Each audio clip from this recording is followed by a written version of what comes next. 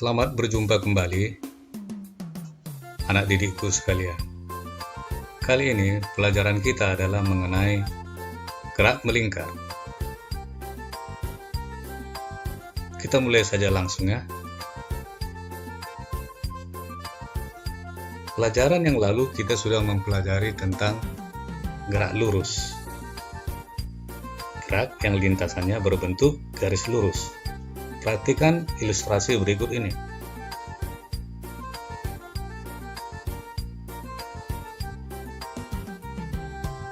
Jadi, lurus di sini dimaksudkan sebagai bentuk lintasannya.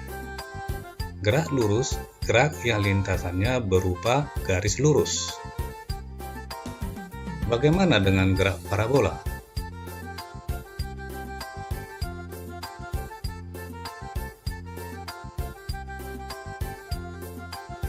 Gerak parabola adalah gerak yang lintasannya berupa parabola.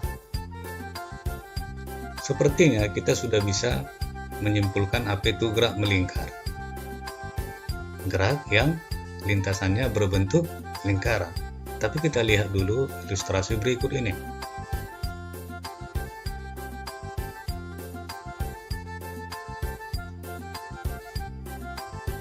Ya, benar. Gerak melingkar adalah gerak yang lintasannya berupa lingkaran.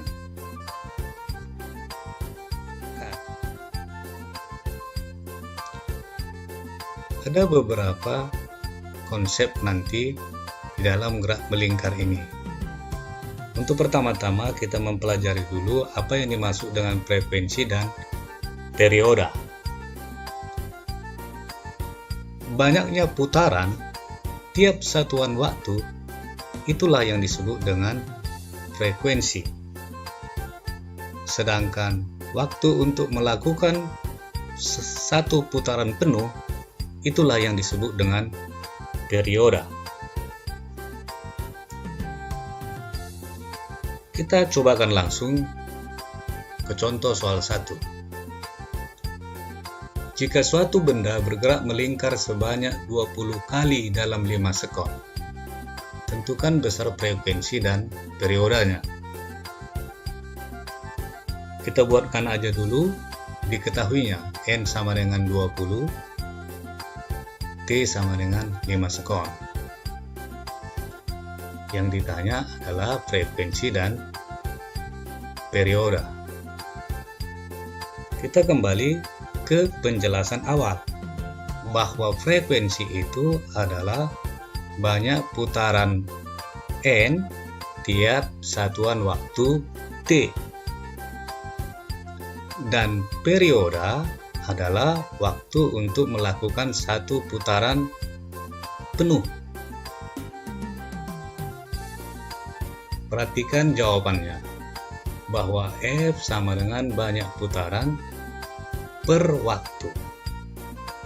Masukkan angkanya menjadi 20/5 sama dengan 4. Perhatikan untuk perioda. Perioda adalah waktu untuk melakukan satu putaran penuh. Berarti perioda adalah jumlah waktu per banyak putaran. Sama dengan T per N, sama dengan 5/20 sama dengan 1/4 skop. Perhatikan bahwa frekuensi sama dengan 1 per T. Frekuensi sama dengan 1 per perioda. Dan perioda sama dengan 1 per F. 1 per frekuensi. Ini adalah rumus yang saling berhubungan. Di dalam gerak melingkar ada dua subpokok bahasa, yaitu gerak melingkar beraturan dan gerak melingkar berubah beraturan. Untuk sekarang ini kita pelajari dulu tentang gerak melingkar beraturan. Gerak melingkar beraturan adalah gerak yang kecepatan sudutnya konstan. Kecepatan sudut disebut dengan omega. Perhatikanlah tabel ini. Jika di gerak lurus S disebut jarak, maka di gerak melingkar S-nya menjadi theta. Theta-nya ini adalah sudut. yang satuannya nanti adalah radian. Apa itu radian? Nanti akan dijelaskan selanjutnya. Kecepatan linear akan menjadi kecepatan sudut. Waktu di gerak lurus linear itu sama dengan waktu di gerak melingkar beraturan. Untuk gerak lurus beraturan yang linear itu S sama dengan V kali T. Sedangkan di gerak melingkar beraturan S itu sama dengan theta, V sama dengan omega, maka menjadi theta sama dengan omega T. Dari perpaduan kedua rumus tersebut, maka hubungan gerak lurus beraturan dan gerak melingkar beraturan adalah sebagai berikut. S sama dengan Vt. S adalah jarak yang ditempuh sejauh keliling lingkaran 2πr sama dengan V dikali T. Dalam hal ini T adalah periode, waktu untuk melakukan satu putaran penuh. Jadi secara linear, secara meter, S ini adalah keliling lingkaran. Sedangkan untuk di gerak melingkar beraturan, theta sama dengan omega T. Untuk satu putaran penuh, theta akan menjadi 2π, dengan 2π adalah 360 derajat. Dari kedua rumus ini akan muncul rumus baru yang namanya V sama dengan omega R. Kecepatan linear sama dengan kecepatan sudut dikali jari-jari lintasan. Kita cobakan langsung ke contoh soal nomor 2. Jika suatu benda bergerak melingkar dengan kecepatan 25 meter per sekon. Jika jari-jari lintasan 20 cm, tentukan kecepatan sudutnya. Buatkan diketahui seperti biasa, R sama dengan 25 meter per sekon, R sama dengan 20 cm, ubah ke meter menjadi 0,2 meter. Ditanya adalah omega. Perhatikan cara menjawabnya. V sama dengan omega R, maka omega sama dengan V per R. Masukkan angkanya, 25 per 0,2 sama dengan 125 rad per sekon. Bagaimana sampai sini anak-anak muridku sekalian? Sudah mulai mengerti ya? Kita lanjut ke contoh soal 3. Sebuah roda yang berjari-jari 15 cm berputar selama 6 sekon, sehingga jarak yang ditempuh oleh suatu titik di tepi roda itu besarnya 2 meter. Tentukan besar kecepatan sudut titik tersebut. Kita tulis dulu, diketahui seperti biasa, R sama dengan 5 cm sama dengan 0,15 meter. R ini adalah jari-jari. T sama dengan 6 sekon. S sama dengan 2 meter. Ini adalah jarak linear yang ditempuh. Ditanya adalah omega, kecepatan sudut titik tersebut.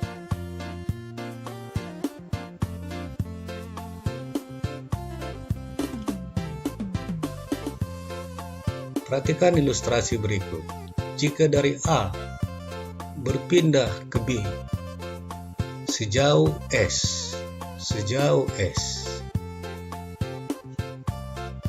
dengan jarak dari A ke B tadi, yaitu S sama dengan 2 meter. Ditanya adalah kecepatan sudutnya.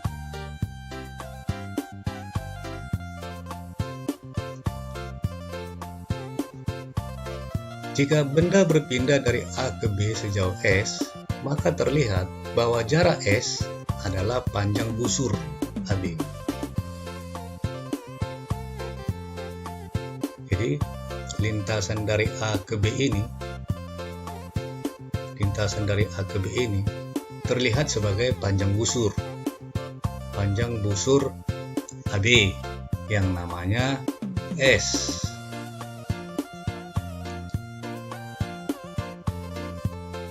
Mencari panjang busur itu adalah θ per 360 dikali 2πr. Masukkan langsung angkanya. 2 sama dengan θ per 360 dikali 2 kali 3,14 kali 0,15. Pi-nya kita masukkan 3,14. Coret angka yang bisa dicoret. Maka 360 sama dengan θ kali 0,47. 0,47 itu adalah hasil perkalian 3,14 dikali 0,5 karena angka 2 tadi sudah dicoret. Θ sama dengan 360 per 0,47 sama dengan 765,96 derajat. Gunakan kalkulator ya supaya lebih mudah. Hasil ini sama dengan 13,37 radian. Menghitung kecepatan sudut, θ sama dengan omega t. Maka masukkan angkanya 13,37 sama dengan omega kali 6. Maka omega sama dengan 13,37 per 6 sama dengan 2,23 rad per sekon. Jika kamu bertanya-tanya dari mana 765,96 menjadi 13,37 radian, perhatikan catatan berikut. 1 rad sama dengan 57,3 derajat. Berarti 1 derajat sama dengan 1 per 57,3. Begitu caranya. Sekarang kita akan mempelajari tentang percepatan sentripetal. Perhatikan gambarnya. Percepatan sentripetal AS adalah percepatan sebuah benda yang bergerak melingkar beraturan yang arahnya menuju pusat lingkaran. Percepatan ini mengubah arah kecepatan linear. Seperti terlihat di gambar, bahwa kecepatan linearnya ini adalah tegak lurus dari percepatan sentripetalnya. Jadi percepatan sentripetal itu menuju pusat lingkarannya. Secara matematis, besar percepatan ini dirumuskan sebagai berikut. AS sama dengan V kuadrat per R. Karena V sama dengan omega R, maka AS sama dengan omega kuadrat dikali R. Jika benda yang bergerak melingkar tersebut bermassa M, maka benda itu akan mengalami gaya sentripetal yang arahnya searah dengan percepatan sentripetal, yaitu ke pusat lingkaran. Maka Fs sama dengan M dikali AS. Menjadi Fs sama dengan mv kuadrat per R sama dengan M dikali omega kuadrat dikali R. Nantinya mengenai gaya ini akan dipelajari pada semester 2 nanti. Di sana akan dipelajari tentang gaya ini lebih mendalam. Baiklah, sekarang kita lanjut ke contoh soal 4. Jika suatu benda bermassa 4 kg bergerak melingkar dengan besar kecepatan sudut 5 rad per sekon dan jari-jari lintasannya 6 meter, tentukan gaya sentripetalnya. Seperti biasa, buatkan diketahui M sama dengan 4 kg, omega sama dengan 5 meter per sekon, R sama dengan 6 meter. Ditanya adalah Fs. Maka cara menjawabnya cukup hanya menggunakan rumus yang sudah diketahui. M sama dengan omega kuadrat dikali R. Masukkan angkanya 4 kali 5 kuadrat kali 6 sama dengan 600 Newton.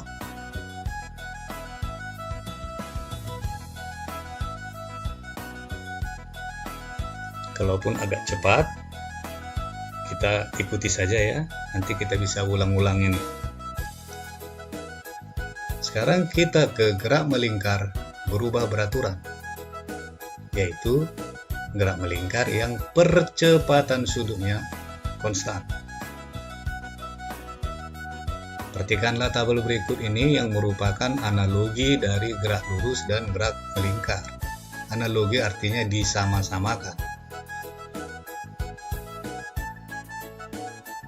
S menjadi theta, V menjadi omega, T-nya tetap menjadi T, A menjadi alpha.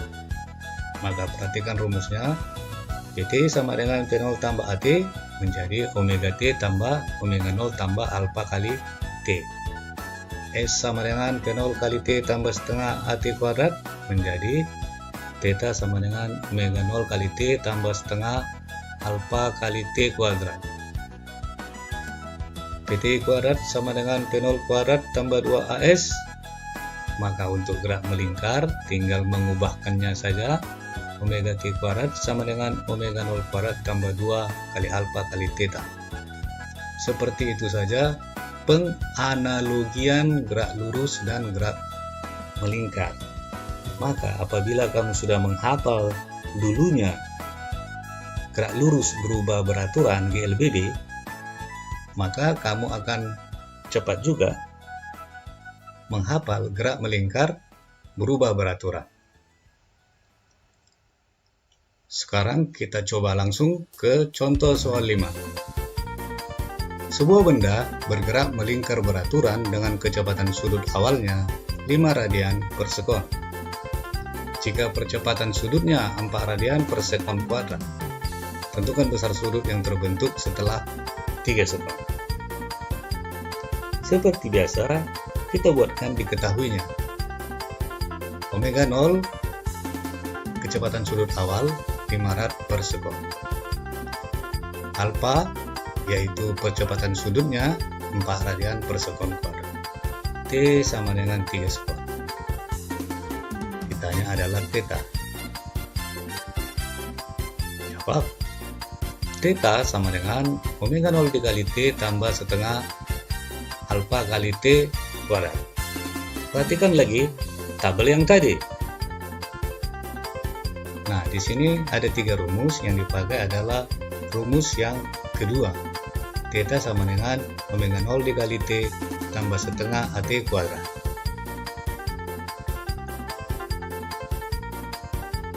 Maka tinggal memasukkan angka-angkanya. Theta sama dengan 5 dikali 3 tambah setengah dikali 4 dikali 3 kuadrat sama dengan 15 tambah 18. Theta sama dengan 33 rad. Perhatikan catatannya ini. Tadi sudah kita catat di awalnya bahwa 1 radian itu 57,3. Dari mana jalannya? Perhatikanlah penjelasannya ini.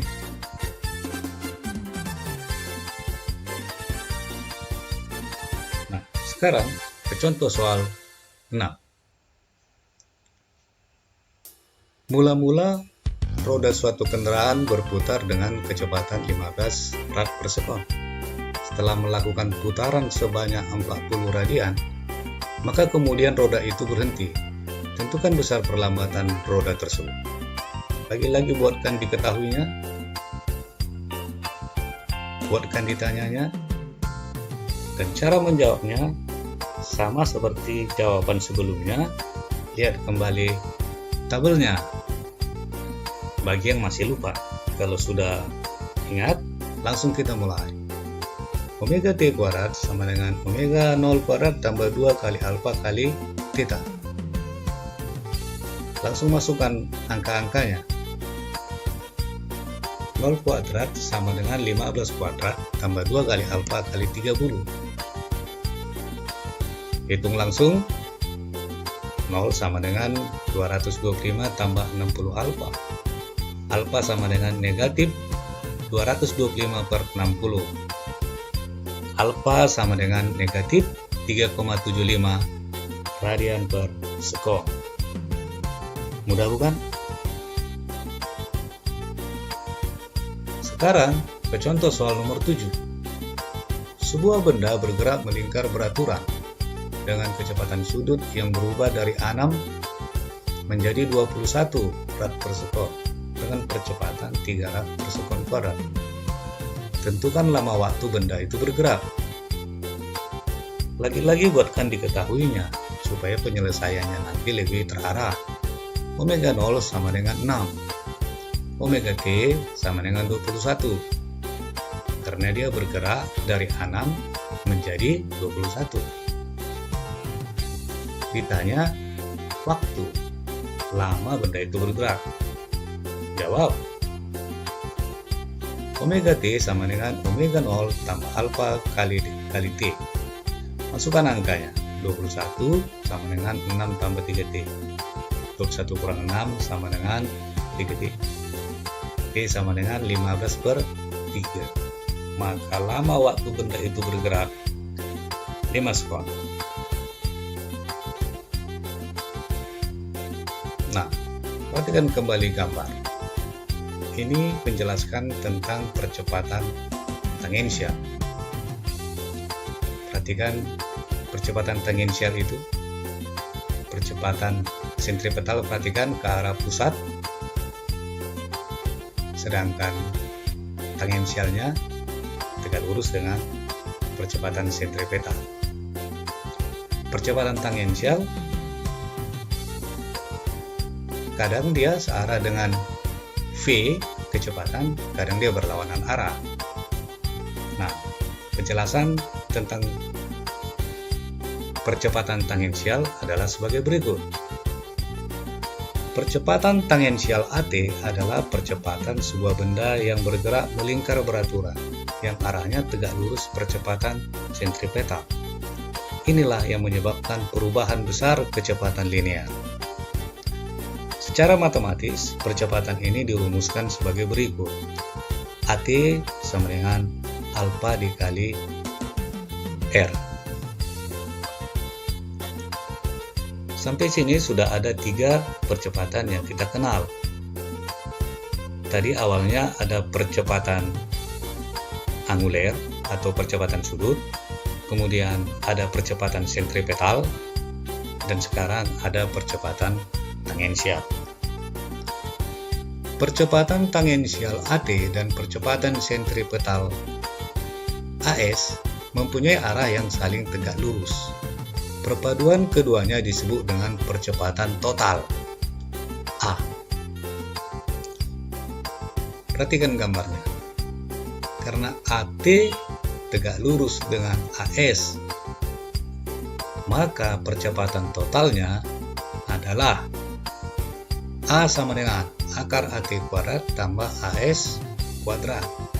Dengan arah percepatan totalnya, tangin theta sama dengan AT per AS. Perhatikan gambarnya.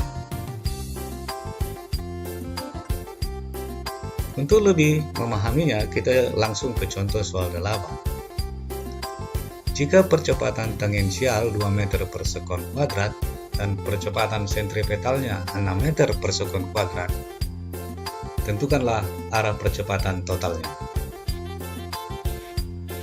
Inilah penyelesaiannya.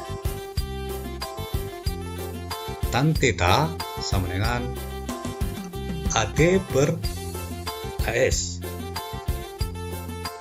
Secara matematis, untuk mencari theta ditulis sebagai theta sama dengan arcus tan AT per AS. Masukkan angkanya. Theta sama dengan arcus tan 2 per 6. Maka theta menjadi arcus tan 1 per 3. Gunakan kalkulator supaya lebih mudah, maka theta sama dengan 18,4 derajat. Kita sudah berada di akhir pelajaran ini.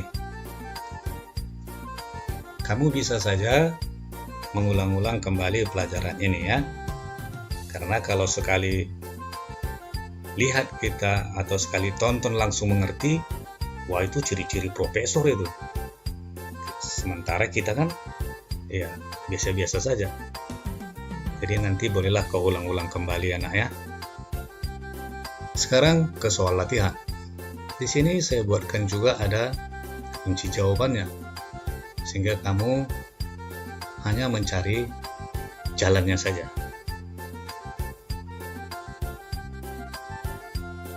Oke, demikian dulu nak. Semoga pelajaran kita kali ini bisa kau dapatkan. Namun bagaimanapun juga, kamu harus membaca buku paket. Video pembelajaran dari YouTube ini hanyalah berupa ringkasannya saja. Dibuat seringkas mungkin untuk menghemat waktu tayang.